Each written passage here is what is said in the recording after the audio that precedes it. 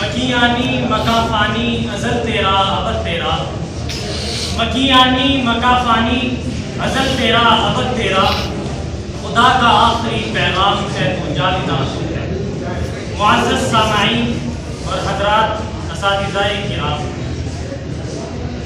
6 صدی عیسوی میں جب انسانیت شب دیجور میں بھٹک رہی تھی اور انسانیت سرد لاشا کی مانند تھی جس میں روح کی تپش، دل کا سوز اور عشق کی حرارت نام کی کوئی چیز باقی نہیں رہ گئی تھی، سطح انسانیت پر خودرو جنگل اگائے تھے، اخلاق و کردار کے جنازے نکل چکے تھے،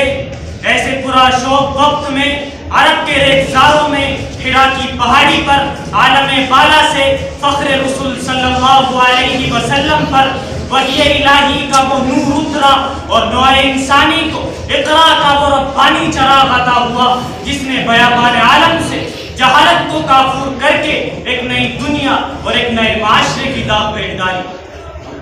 جس کا خمیر علم و حکمت، تہذیب و تمدن، محبت و الفت، راست بازی، امانت داری، غرض کے تمام فضائل انسانی سے تیار ہوا تھا۔ وہ نسخہ کیمیا کیا تھا جس نے عرب کے بدوؤں، غلہ بانوں اور ہودی خانوں کو تہذیب و ثقافت کا علمبردار بنایا؟ اور اللہ تعالیٰ کی طرف سے بھیجا گیا ایک ایسا معجزہ ہے جو سرچشمائے رشد و ہدایت، خزینہ رحمت و برکت، ذخیرہ حکمت و معزت، معدن احکام و شریعت، منبع اسرار و حکم، مرکز نجاح و فلاح، ذریعہ حسن عمل، باعث صلاح و تقوی اور فارق حق و باطل یعنی قرآن کریم ہے۔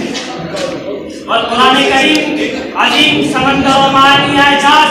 بحرینہ پیدا کنار، اس کی وسعتوں کی بلندیوں اور عظمتوں کی گہرائیوں اور فصاحت و بلاغت کے سامنے دنیا کی ساری زبانیں تلاش اور دنیا کے ادبی ذخیرے مفلس و عاجز ہیں۔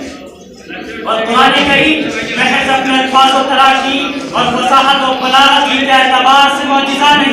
نہیں بلکہ وہ ایسا کلام خدا بندی ہے جو حسن بلاغت، کمال فصاحت، الفاظ کی جدت و جمعیت، معانی کی وسعت و شمولیت